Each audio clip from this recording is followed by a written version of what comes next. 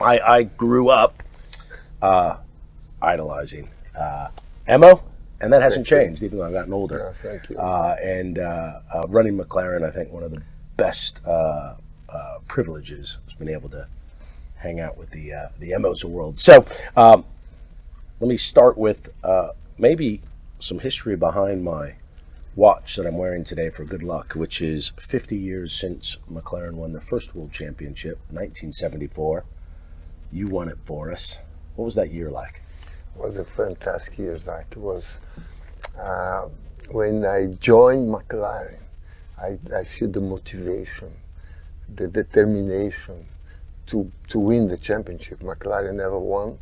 The M23 was a beautiful car. The team was not big, but most of the guys from New Zealand at that time, and they are committed with the passion to win. And that was a fantastic year. And the last race, we went to Watkins Glen, equal points with Clay Regazzoni Ferrari, was the only time in my life that I only slept 3 hours, because it's tremendous pressure. And we start side by side in Watkins Glen, and our guys look at the Ferrari mechanics, and I couldn't look to Clay, and Clay could look to me. And we knew one of us could be world champion.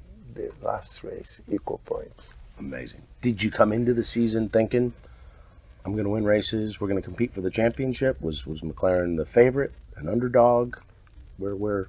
I know it was your second world championship at that point, so clearly everyone knew you were already a world championship driver, but was it McLaren versus Ferrari? What was the atmosphere starting the season?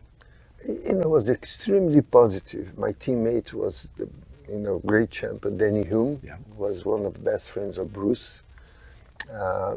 We started the season very strong in Argentina, Brazil. I won the Brazilian Grand Prix, and then we knew we had the capacity to go for the championship.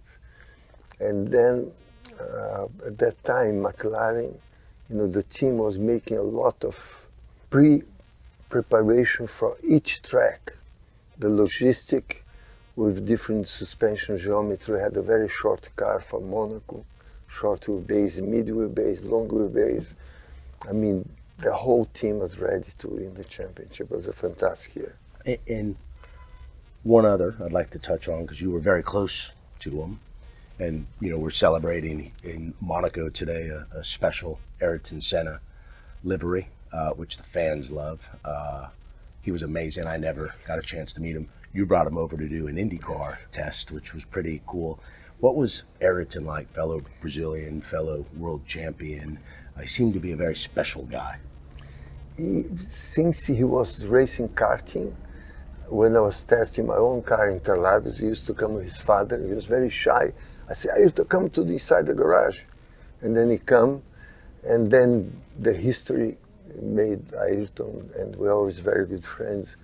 And I invite him at the end of the year, say, Ayrton, why you don't come? I was testing Phoenix just before Christmas. Come over. And I call Roger. Roger said, yes, on the street. It was a small road circuit, Firebird, that we used to test for traction, for braking before Long Beach. And Ayrton come, he loved the car. He was very surprised, because at that time the Indy car was very similar to Formula One car. If you look at the layout, the power, and then he wanted to come, but it didn't happen, because my dream was to have Nigel world champion and Ayrton to start the Indy 500.